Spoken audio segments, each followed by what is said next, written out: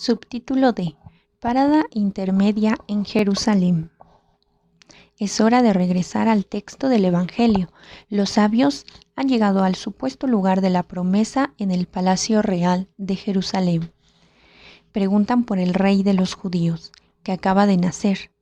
Es una forma de expresión típica no judía. En el ámbito judío se hablaría del rey de Israel. De hecho, esta expresión pagana, rey de los judíos, solo aparece de nuevo en el proceso de Jesús y en la inscripción colocada sobre la cruz, utilizada en ambos casos por Pilato, que era pagano. Comparar Marcos capítulo 15, versículo 9 y Juan capítulo 19, versículos del 9 al 22. Se puede decir entonces que aquí, en el momento en que los primeros paganos preguntan por Jesús, resuena ya de alguna manera el misterio de la cruz, inseparablemente asociada a la realeza de Jesús. Con bastante claridad se anuncia este misterio en la relación a la pregunta de los magos por el rey que acaba de nacer. Cita: al enterarse de el rey Herodes, se sobresaltó y toda Judea con él. Fin de la cita. Mateo capítulo 2, versículo 3. Los exegetas señalan que si bien el sobresalto de Herodes era muy comprensible frente a la noticia del nacimiento de un misterioso pretendiente al trono, menos comprensible es por qué tenía que sobresaltarse en ese momento toda Jerusalén. Según ellos, se trata más bien de una anticipación de la entrada triunfal de Jesús como rey en la ciudad santa, la víspera de su pasión, a propósito de la cual Mateo dice que toda la ciudad se sobresaltó. Comparar Mateo capítulo 21, versículo 10. En cualquier caso, de esta manera se asocia entre sí y con la temática de la pasión las dos escenas en las que de alguna manera aparece la realeza de Jesús. A mi entender, la preferencia al sobresalto de la ciudad tiene sentido también por lo que se refiere al momento de la visita de los magos. A fin de esclarecer la cuestión del pretendiente al trono, extremadamente peligrosa para él, Herodes convocó a los sumos sacerdotes y a los escribas del país. Mateo capítulo 2, versículo 4. Una reunión semejante y su finalidad no podía mantenerse en secreto. El presunto o real nacimiento de un rey mesiánico solo podía traer consigo contrariedades y problemas para los habitantes de Jerusalén. A fin de cuentas, estos conocían a Herodes, lo que en la gran perspectiva de la fe es una estrella de esperanza, en la perspectiva de la vida cotidiana no es más que una perturbación, motivo de preocupación y de temor. Y es verdad, Dios perturba nuestra satisfecha cotidianidad. La realeza de Jesús y su pasión van juntas. ¿Qué respuesta dio la eminente asamblea a la pregunta por el lugar de nacimiento de Jesús? Según Mateo, capítulo 2, versículo 6, respondió con una frase formada con palabras del profeta Miqueas y del segundo libro de Samuel. Cito: y tú, Belén, tierra de Judá, no eres ni mucho menos la última de las poblaciones de Judá, pues de ti saldrá un jefe. Comparar Miqueas capítulo 5, versículo 1, que pastoreaba a mi pueblo Israel. Comparar segunda de Samuel capítulo 5, versículo 2. Fin de la cita. Mateo introdujo dos matices en la cita de la frase en cuestión. Mientras que la mayor parte de la tradición textual, en especial también la traducción griega de los 70s, se refiere a Belén, llamándola pequeña entre los clanes de Judá. Mateo escribe, cita: no eres ni mucho menos la última de las poblaciones de Judá. Fin de la cita. Ambas versiones permiten reconocer de manera diferente el carácter paradójico del actuar de Dios que atraviesa todo el Antiguo Testamento. Lo grande proviene de lo que, desde la perspectiva terrena, parece pequeño e insignificante, mientras que lo mundanamente grande se quiebra en pedazos y se hunde. Así fue, por ejemplo, en la historia de la vocación de David, el más joven de los hijos de Jesé, que estaba al cuidado de las ovejas. Tiene que ser llamado y es ungido rey. No son la apariencia y la gran estatura las que cuentan, sino el corazón. Comparar 1 Samuel, capítulo 16, versículo 7. Una expresión de María en el Magnificat resume esta perenne paradoja del actuar de Dios. Derriba del trono a los poderosos y enaltece a los humildes. Lucas capítulo 1, versículo 52. La versión del texto en el Antiguo Testamento en la que Belén se designa como pequeña entre las regiones de Judá pone claramente de relieve esta modalidad de actuar divino. Por el contrario, cuando Mateo escribe, cita, «No eres ni mucho menos la última de las poblaciones de Judá», fin de la cita, solo en apariencia ha suprimido esa paradoja. La pequeña ciudad, considerada en sí insignificante, se hace ahora reconocible en su verdadera grandeza. De ella proviene el verdadero pastor de Israel.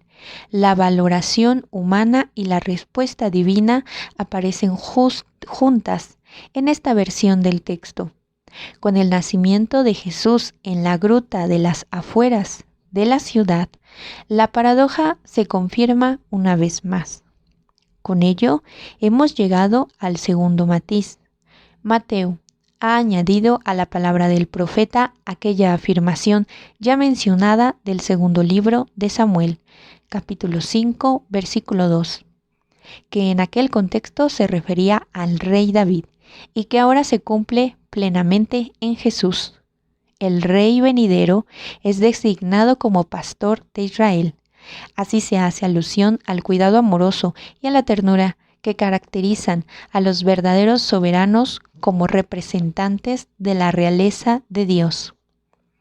La respuesta de los sumos sacerdotes y escribas a la pregunta de los sabios tiene, por supuesto, un contenido geográfico práctico que ayuda a los magos a seguir su camino. Pero no es una interpretación solamente geográfica, sino también teológica del lugar y del acontecimiento. Que Herodes extraiga de allí sus consecuencias es comprensible. Por el contrario, extraña que los conocedores de las Sagradas Escrituras no se hayan visto inducidos a extraer consecuencias prácticas. Se puede ver allí, tal vez, la imagen de una teología que se agota en la disputa académica. Subtítulo E. La adoración de los sabios frente a Jesús. En Jerusalén ciertamente la estrella se había ocultado después del encuentro con la palabra de la Escritura.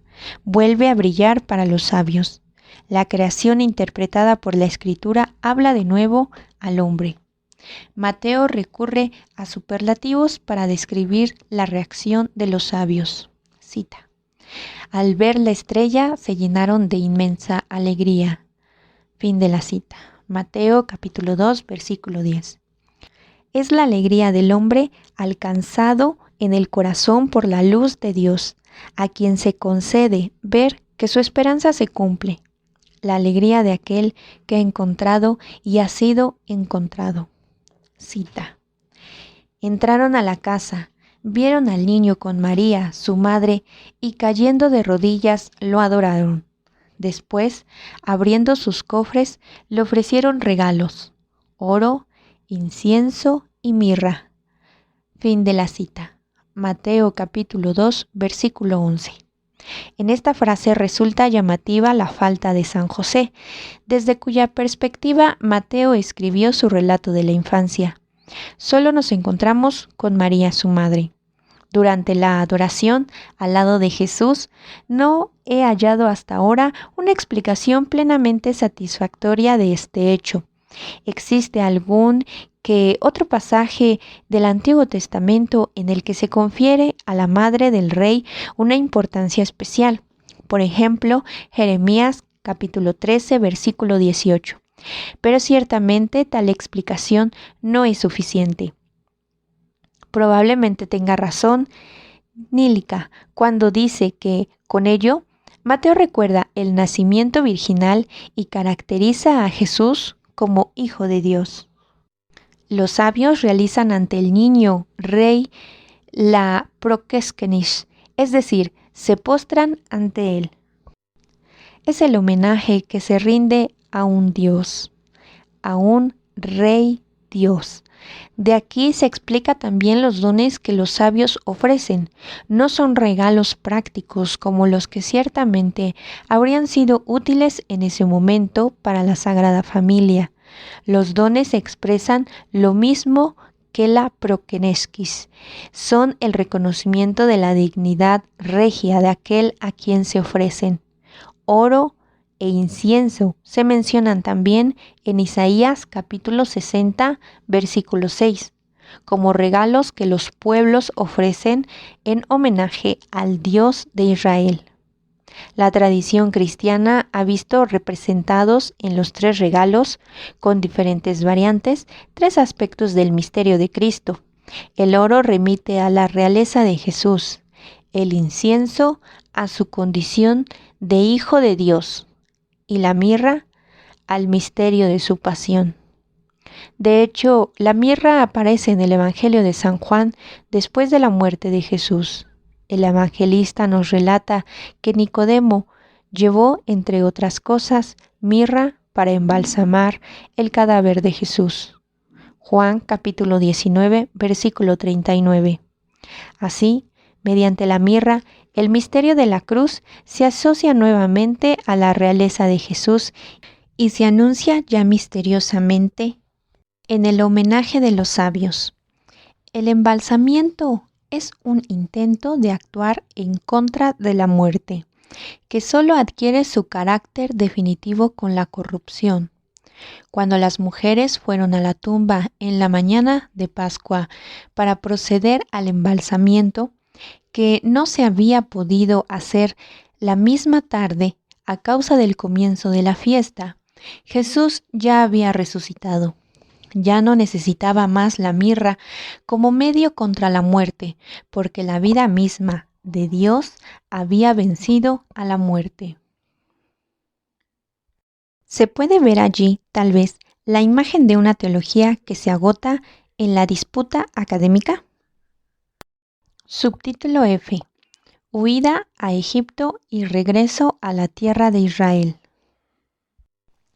Tras el fin de la narración de los sabios, entra en escena de nuevo José, como personaje principal de los sucesos, el cual, sin embargo, no actúa por propia iniciativa, sino según las indicaciones que una vez más recibe en sueños del ángel de Dios. Se le encarga levantarse deprisa, tomar al niño y a su madre, huir a Egipto y permanecer allá hasta recibir nuevo aviso. Cita: porque Herodes va a buscar al niño para matarlo. Fin de la cita. Mateo capítulo 2, versículo 13. En el año 7 a.C., Herodes había hecho ejecutar a sus hijos Alejandro y Aristóbulo, pues sentía que representaban una amenaza para su propio poder. En el año 4 a.C., había eliminado por el mismo motivo también a su hijo Antípatro. Pensaba solamente en categorías de poder. La noticia que habían traído los sabios de un pretendiente al trono tenía que alarmarlo necesariamente. Dado su carácter, estaba claro que no se arrebataría ante nada. Cita: al verse burlado por los magos, Herodes montó en cólera y mandó a matar a todos los niños de 2 años para abajo, en Belén y sus alrededores, calculando el tiempo por lo que había averiguado de los magos. Mateo capítulo 2, versículo 16. Es cierto que nada sabemos de este suceso a partir de fuentes extrabíblicas, pero sí se tienen en cuenta las crueldades cometidas por Herodes. Esta circunstancia nos demuestra que el crimen no se haya perpetrado. Rudolf Perch cita a este propósito al autor judío Abraham Schalit.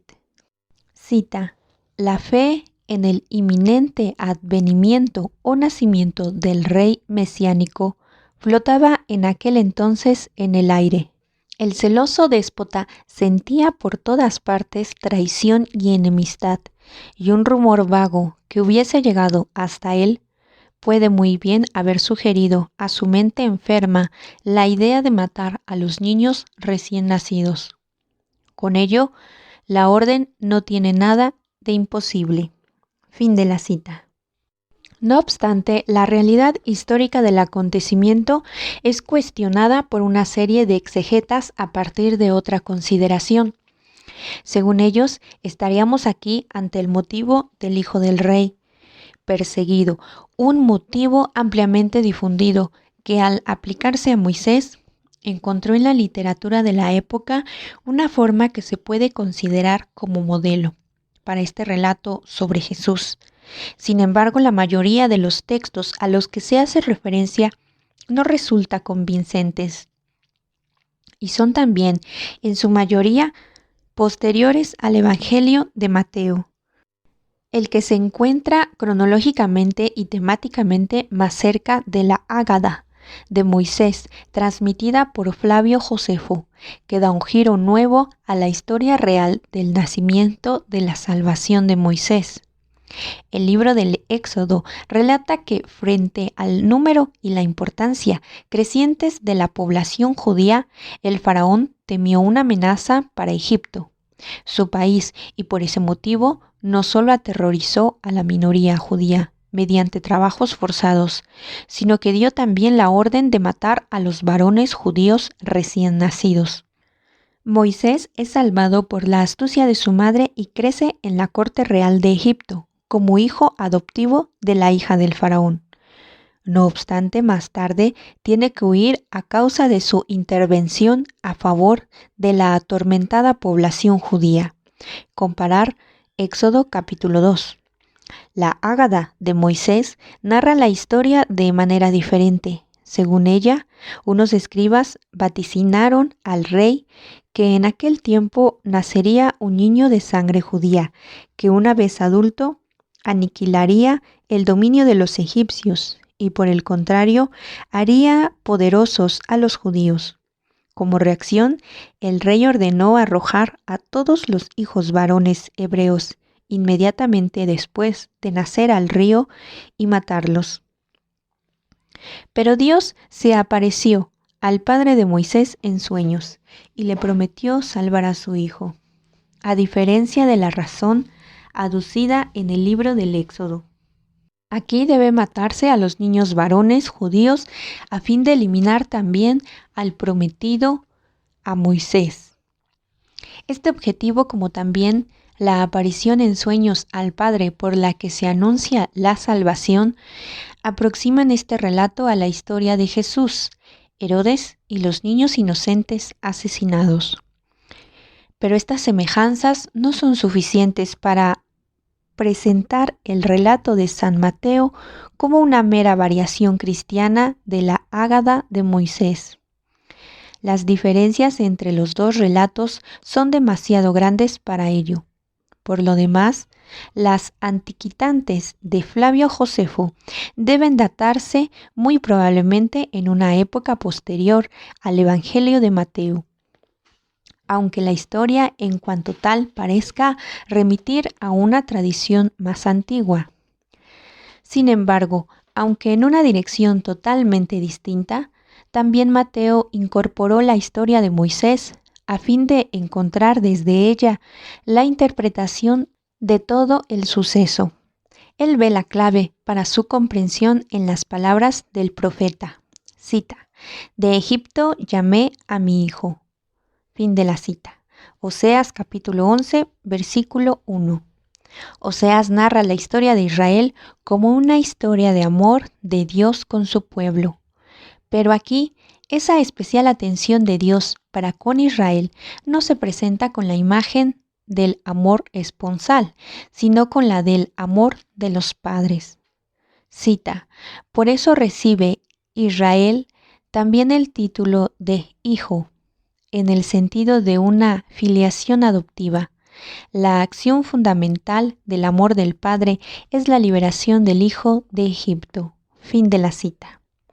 Para Mateo, el profeta habla aquí de Cristo. Él es el verdadero Hijo. Es a Él a quien el Padre ama, a quien llama de Egipto. Para el evangelista, la historia de Israel comienza de nuevo con el regreso de Jesús de Egipto a Tierra Santa, porque la primera repatriación del país de la esclavitud había fracasado en muchos sentidos. En Oseas, la respuesta a la llamada del Padre es que los que han sido llamados se alejan. Inicio de la cita. Cuanto más los llamaba, más se alejaban de mí. Fin de la cita. Capítulo 11, versículo 2. Este alejamiento frente a la llamada de la liberación conduce a una nueva esclavitud. Cita: volverán a la tierra de Egipto, a Siria, según su rey, ya que rehusaron convertirse. Fin de la cita. Capítulo 11, versículo 5. Así, Israel sigue estando de alguna manera todavía y siempre de nuevo en Egipto. Con la huida a Egipto y con su regreso a la tierra prometida, Jesús regala el éxodo definitivo. Él es realmente el Hijo. Él no se alejará del Padre. Él vuelve a casa y conduce a casa. Él está siempre de camino hacia Dios y de ese modo conduce de la alineación a la patria, a lo auténtico y propio. Jesús, el Hijo verdadero, partió él mismo en un sentido muy profundo hacia tierra extraña, a fin de conducirnos a todos de regreso desde la alineación a casa. Mateo concluye el breve relato de la matanza de los niños en Belén, que sigue a la huida a Egipto, nuevamente con una palabra profética, tomada esta vez del libro de Jeremías. Cita: un grito se oye en Ramá, llanto y lamentos grandes. Es Raquel que llora por sus hijos y rehúsa el consuelo, porque ya no vienen. Fin de la cita. Jeremías capítulo 31, versículo 15 y Mateo capítulo 2, versículo 18. En Jeremías estas palabras se encuentran en el marco de una profecía caracterizada por la esperanza y la alegría, en la que el profeta anuncia con palabras llenas de confianza, certidumbre, la restauración de Israel. Cita: el que dispersó a Israel lo reunirá, lo guardará como un pastor a su rebaño, porque el Señor redimió a Jacob, lo rescató de una mano más fuerte. Fin de la cita. Jeremías capítulo 31, versículo 10 y siguientes. Todo el capítulo pertenece probablemente al primer periodo de la obra de Jeremías, cuando el ocaso del imperio asirio, por una parte, y la reforma del rey Josías, por la otra, dieron nueva vida a la esperanza en una restauración del reino del norte, Israel, que en gran medida había recibido su impronta de las tribus de José y Benjamín, los hijos de Raquel. Por ese motivo, en Jeremías, a la lamentación de la madre de la estirpe sigue inmediatamente una palabra de consuelo. Cita: esto dice el Señor: reprime la voz de tu llanto, seca las lágrimas de tus ojos, pues tendrán recompensa tus penas, volverán del país enemigo. Fin de la cita. Jeremías capítulo 31, versículo 16. En Mateo encontramos dos cambios respecto del profeta. En tiempos de Jeremías, la tumba de Raquel se localizaba en la frontera benjaminista efraimita, o sea, en la frontera con el reino del norte, con el territorio de la tribu de los hijos de Raquel, que además estaba cerca de la tierra del profeta. Ya durante la época del Antiguo Testamento, la localización de la tumba se desplazó hacia el sur, a la región de Belén, y allí está también para Mateo. La segunda modificación consiste en que el evangelista deja de lado la consoladora promesa del regreso a la patria. Solo queda la lamentación. La madre sigue todavía sin consuelo. De este modo, la palabra profética, la lamentación de la madre sin la respuesta del consuelo, aparece en Mateo como un grito dirigido hacia Dios mismo, como un clamor por el consuelo que no se ha dado y que sigue, aún pendiente, un clamor al que de hecho solo Dios mismo puede responder, porque el único verdadero consuelo que va más allá de las meras palabras sería la resurrección. Solo en la resurrección se superaría la injusticia, se suprimiría la amarga expresión "ya no viven". En nuestro tiempo histórico sigue siendo actual el grito de las madres a Dios, pero al mismo tiempo la resurrección de Jesús nos fortalece con la esperanza del verdadero consuelo. También el último párrafo del relato de la infancia de Jesús en Mateo termina con una cita que refiere un cumplimiento y que tiene por objeto desvelar el sentido de todo el acontecimiento. Una vez más, se muestra con gran relieve la figura de San José. 2 veces recibe él la indicación en sueños, y de ese modo se presenta nuevamente como el que escucha y tiene capacidad de discernir, como el obediente y al mismo tiempo decidido y que actúa con conocimiento de causa. Primeramente se le dice que Herodes había muerto y que con ello ha llegado para él y los suyos la hora del regreso a casa. Este regreso se expone con una cierta solemnidad. Cita: hizo su entrada en tierra de Israel. Fin de la cita. Capítulo 2, versículo 21. Pero una vez allí, debe afrontar de inmediato la trágica situación de Israel en su hora histórica. Se entera de que gobierna en Judea el más cruel de los hijos de Herodes, Arquelao, de modo que Judea, es decir, Belén, no podrá ser el domicilio de la familia de Jesús. José recibe entonces en sueños la indicación de marcharse a Galilea. El hecho de que José, tras constatar los problemas que había en Judea, no haya proseguido su camino hacia Galilea, gobernada con menos crueldad por Antipas, simplemente por propia iniciativa, sino que haya sido enviado a aquel lugar por el ángel, tiene por objeto mostrar que la providencia de Jesús de Galilea responde a la conducción divina de la historia. En la actividad pública de Jesús, la referencia a su proveniencia de Galilea fue vista siempre al mismo tiempo como prueba de que no podía ser el Mesías prometido. De forma apenas perceptible, sale Mateo ya aquí al paso de esa argumentación. Él retoma después el tema al comienzo de la actividad pública de Jesús y fundamenta desde Isaías capítulo 8, versículo 23 y capítulo 9, versículo 2, que la luz grande ha de surgir justamente de la tierra envuelta en, cita, sombras de muerte, fin de la cita, la que en otro tiempo había sido el reino del norte, el, cita, país de Zabulón y de Neftalí, fin de la cita.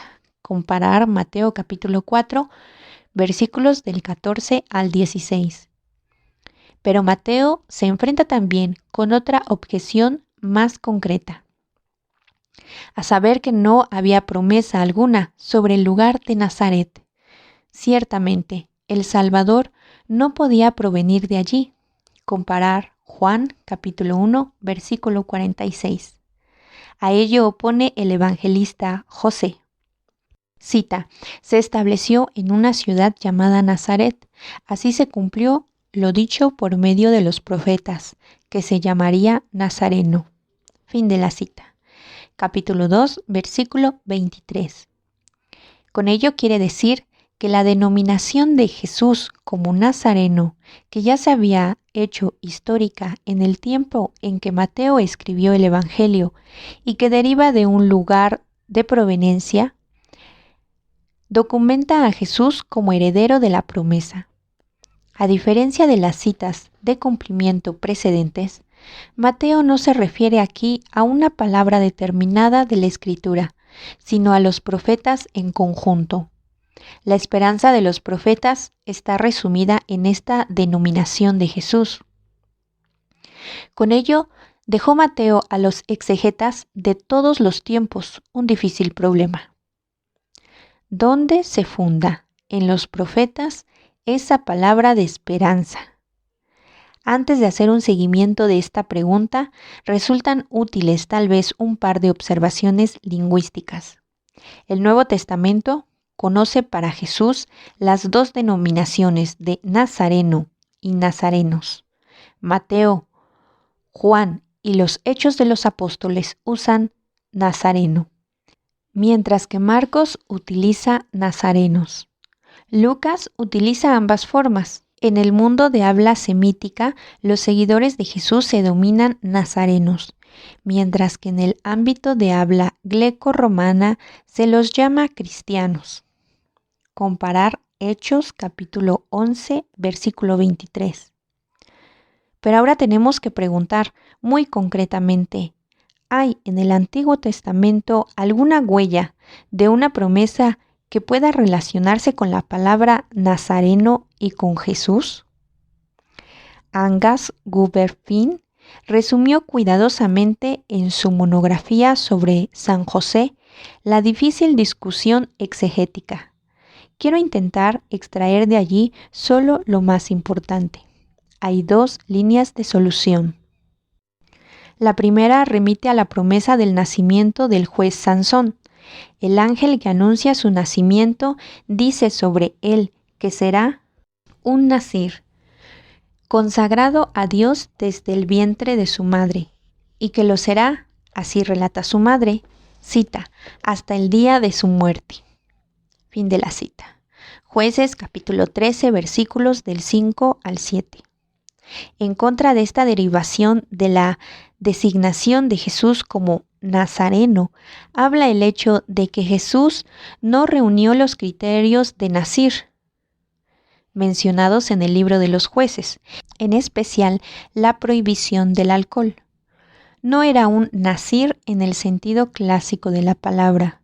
No obstante, se le puede aplicar a él en un sentido que va mucho más allá de aspectos exteriores de ese tipo, siendo él un hombre totalmente consagrado a Dios, entregado enteramente en propiedad a Dios desde el seno materno hasta la muerte. Si recordamos lo que dice Lucas sobre el ofrecimiento de Jesús, el primogénito, a Dios en el templo, o si tenemos presente como el evangelista Juan señala a Jesús como aquel que proviene totalmente del Padre, que vive desde Él y hacia Él, se hace visible con una extraordinaria densidad cómo Jesús ha sido realmente un consagrado a Dios desde el seno materno hasta la muerte en la cruz. La segunda línea interpretativa parte de que en la denominación nazareno puede escucharse también la palabra necer, que se encuentra en el centro de Isaías capítulo 11, versículo 1.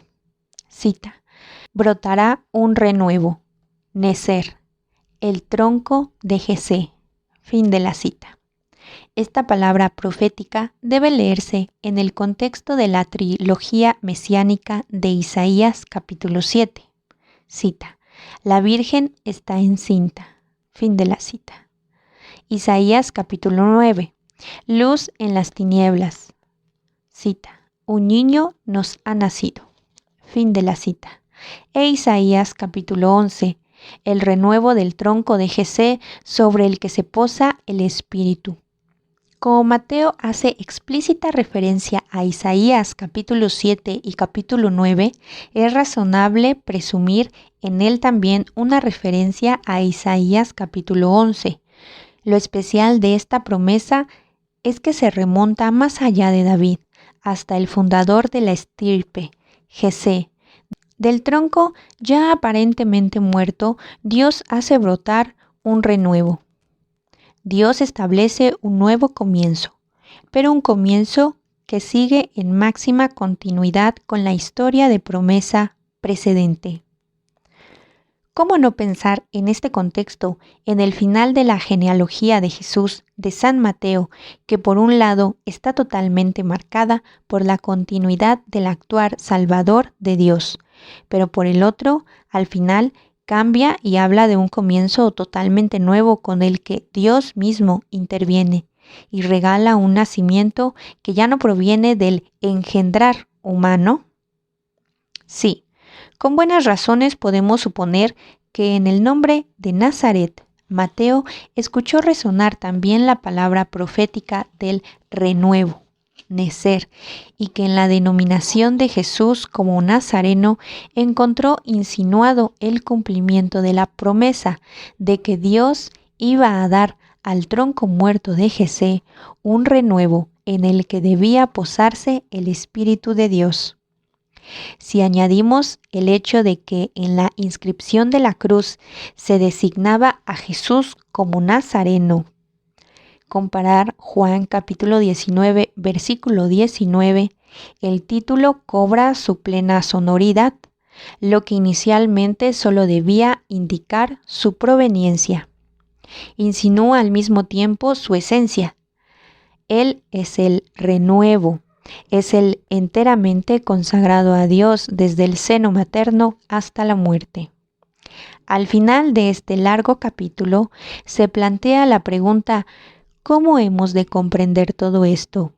¿Se trata de historia realmente acontecida o solo una meditación teológica que reviste la figura con historia? Jean Danilou observa con razón al respecto. La adoración de los magos, a diferencia del relato de la Anunciación, a María no toca un aspecto esencial de la fe. Podría ser una creación de Mateo, inspirada por una idea teológica. Con ello nada se vendría abajo. Fin de la cita. Pero Danilou mismo llega a la convicción de que se trata de un acontecimiento histórico cuya importancia fue interpretada teológicamente por la comunidad judeocristiana y por Mateo. Por decirlo de forma sencilla, esta es también mi convicción. Con todo, hay que constatar que en el curso de los últimos 50 años se ha producido un cambio de opinión en el juicio sobre la historicidad. Cambio que no se basa en nuevos conocimientos históricos, sino una actitud diferente frente a la Sagrada Escritura y al mensaje cristiano en su conjunto. Mientras que Gerard Dellin, en el cuarto tomo de la obra Theologische Kunde zum Neuen Testament de 1942, consideraba todavía el relato sobre los sabios como convincentemente acreditado por la investigación histórica. Ahora, incluso exegetas de espíritu plenamente eclesial como Ernest Nelson o Rudolf Pech están en contra de la historicidad, o por lo menos la dejan en suspenso. Frente a esta situación, merece tener en cuenta la toma de posición cuidadosamente ponderada de Klaus Berg, su comentario del 2011 al Nuevo Testamento.